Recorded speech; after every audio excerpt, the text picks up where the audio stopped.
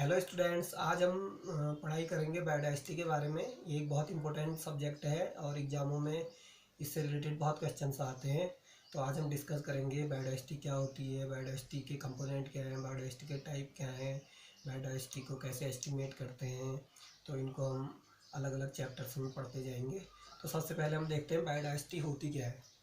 तो जैसे कि हम जानते हैं कि बायोलॉजिकल वेरिएशन जो होता है अमंग द ऑर्गेनिज्म, ये कहलाता है बायोडाइवर्सिटी।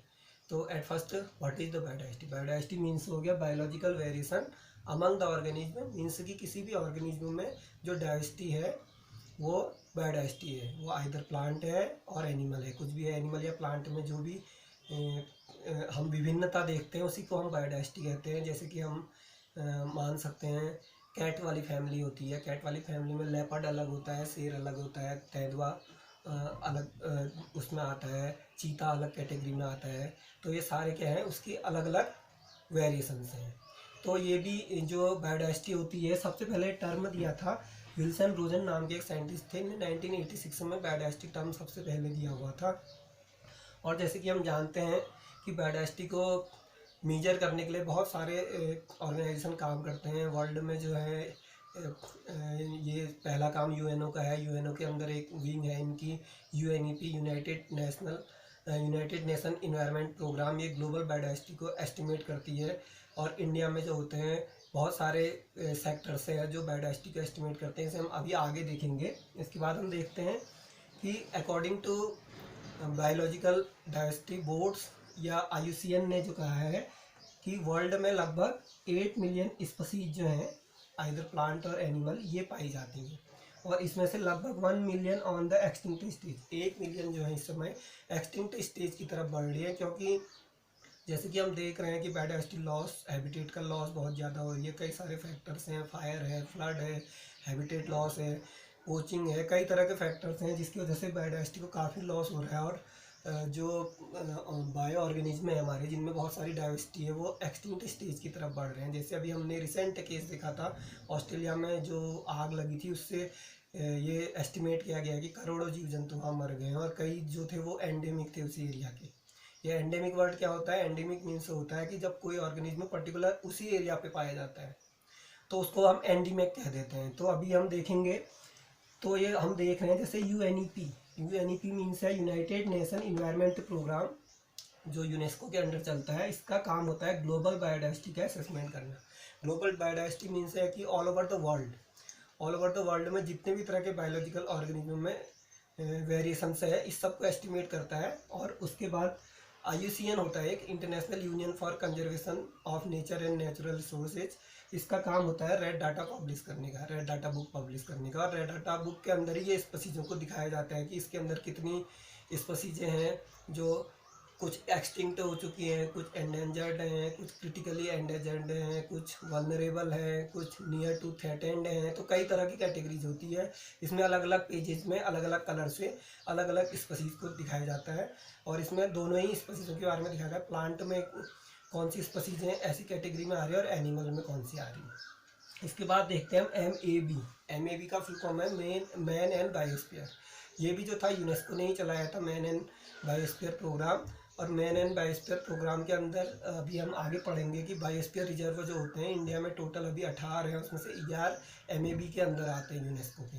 तो यूनेस्को का काम होता है कि ऐसी जो भी कोई धरोहरें होती हैं इनको हम कैसे दिखाएं कि ये हमारे लिए बहुत इंपॉर्टेंट है। इसके बाद आता है नेक्स्ट टर्म बायोडाइवर्सिटी के अंदर मेगा बायोडाइवर्सिटी सेंटर।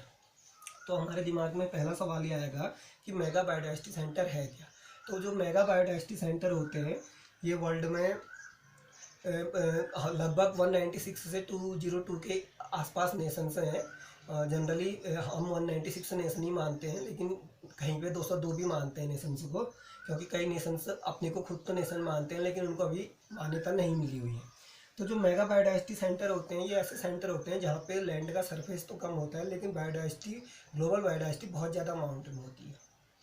तो ये जैसे हम देख रहे हैं मेगा बायोडाइवर्सिटी सेंटर जो है 17 है वर्ल्ड में टोटल, और इंडिया इसमें से एक है। मीन्स कि आउट ऑफ 196 नेशंस, 196 नेशंस में से इंडिया एक मेगा बायोडाइवर्सिटी सेंटर है कुल 17 सेंटर में। तो हम इसी से अनुमान लगा सकते हैं कि इंडिया के अंदर कितना बायोडाइवर्सिटी होगी एनिमल और प्लांट्स में। और हम ये देखते हैं कि इंडिया में जो है 2.4% लैंड है वर्ल्ड की। वर्ल्ड में टोटल जितना लैंड है उसका 2.4 के लगभग जो है इंडिया के पास है, और 7.8% ऑफ ग्लोबल स्पीशीज डाइवर्सिटी। और इसके अंदर जो इंडिया के अंदर बायोडाइवर्सिटी है वो है लगभग 7.8% ग्लोबल बायोडाइवर्सिटी का। इसका भी मेन रीज़न क्या है, एक तो इंडिया में हर तरह का क्लाइमेट मिलता है, tropical, temperate, alpine. Tropical means गर्म, टेम्परेट थोड़ा ठंडा, और अल्पाइन बहुत ठंडा। दूसरा डिजर्ट है, कोल्ड डिजर्ट भी है, हॉट डिजर्ट भी है। कोल्ड कहाँ है, लद्दाख वाली एरिया पे है, और जो हॉट डिजर्ट है वो राजस्थान गुजरात वाली एरिया पे। ये भी बहुत ज़्यादा ग्लोबल स्पीशीज डाइवर्सिटी रखता है। वेस्टर्न घाट है, वहाँ बहुत ज़्यादा एंडेमिक स्पीशीज हैं। हिमालयन रीजन में बहुत ज़्यादा एंडेमिक स्पीशीज है, और वेरिएशन बहुत है ऑर्गेनिज्म में। इस वजह से क्या है कि इंडिया को मेगा बायोडाइवर्सिटी सेंटर बनाया गया है। अब दूसरा टर्म आता है इसमें बायोलॉजिकल हॉट स्पॉट, जिसके बारे में अभी हम इससे पहले कह रहे थे, आगे इसको डिटेल में डिस्कस करेंगे। ये जो बायोलॉजिकल हॉट स्पॉट्स वर्ड है, सबसे पहले नॉर्मन मायर से एक साइंटिस्ट थे, इन्होंने दिया था। और 34 बायोलॉजिकल हॉट स्पॉट्स वर्ल्ड में हैं, जिसमें से इंडिया में 4 हैं। इंडिया के अपने हॉट स्पॉट्स अलग हैं, बट ग्लोबल जो बायोलॉजिकल हॉट स्पॉट्स हैं 34 में से 4 इंडिया के अंदर हैं। और इंडिया में जो 4 बायोलॉजिकल हॉट स्पॉट्स हुए हैं, इसमें से पहला जो है वो है हिमालयन रीजन पे। हिमालयन रीजन मीन्स कि नॉर्थ ईस्ट की पूरी रेंज है, हिमाचल, उत्तराखंड और यूपी का जो अपर पार्ट है। तो ये सारे रीजन्स जो हो गए ये हिमालयन रीजन में आता है। वेस्टर्न घाट को हम केरला, कर्नाटका, आंध्रा, ये वाली जो एरिया है वेस्टर्न घाट में आ जाती है। फिर आता है Indo Burman centre, Indo Burman जो रीजन है इसमें आ जाता है। और ये रिसेंटली ये 2 ऐड हुए हैं। जो चौथा है इसमें सुंडालैंड, यह है निकोबार आइसलैंड में। निकोबार आइसलैंड इसलिए इंपॉर्टेंट है, जो अंडमान निकोबार है वो काफ़ी दूर है इंडिया से होने को, श्रीलंका के नज़दीक है, और ऑस्ट्रेलिया के नज़दीक है। तो यहाँ से कई सारी स्पीशीज है, कई तरह के बायोलॉजिकल जो ऑर्गेनिज्म है, आइदर प्लांट और एनिमल, इनके सीड से या एनिमल्स फ्लोट करते हुए, तैरते हुए इस तरीके से आते हैं, और कई सारे इसमें रहते हैं।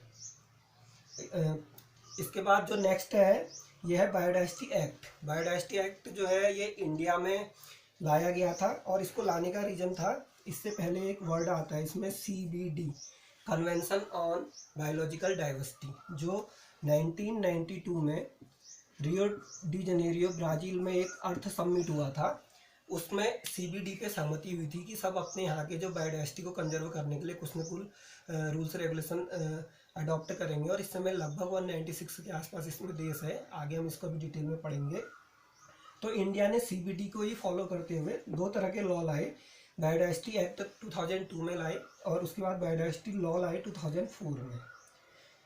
और जो बायोडाइवर्सिटी लॉ है ये जो होता है विलेज लेवल से काम करना शुरू करता है, ग्राम पंचायत लेवल से इसका काम शुरू होता है। और हर गांव में जो डाइवर्सिटी है यहाँ से डाइवर्सिटी का रजिस्टर बनना शुरू होता है, फिर ये आगे बढ़ता है ब्लॉक, ब्लॉक से डिस्ट्रिक्ट, डिस्ट्रिक्ट से स्टेट, स्टेट से नेशन, ऐसे करके ये बायोडाइवर्सिटी रजिस्टर एक मेंटेन होते जाता है, कहाँ कौन सी चीज़ मिलती है। और इसके लिए इंडिया में 2 तरह के बोर्ड बनाए गए हैं, नेशनल बायोडाइवर्सिटी अथॉरिटी और स्टेट बायोडाइवर्सिटी अथॉरिटी। तो नेशनल बायोडाइवर्सिटी अथॉरिटी का काम है नेशनल लेवल पे बायोडाइवर्सिटी को असेसमेंट करना, और स्टेट का जो है स्टेट लेवल पे बायोडाइवर्सिटी को असेसमेंट करना। Thank you.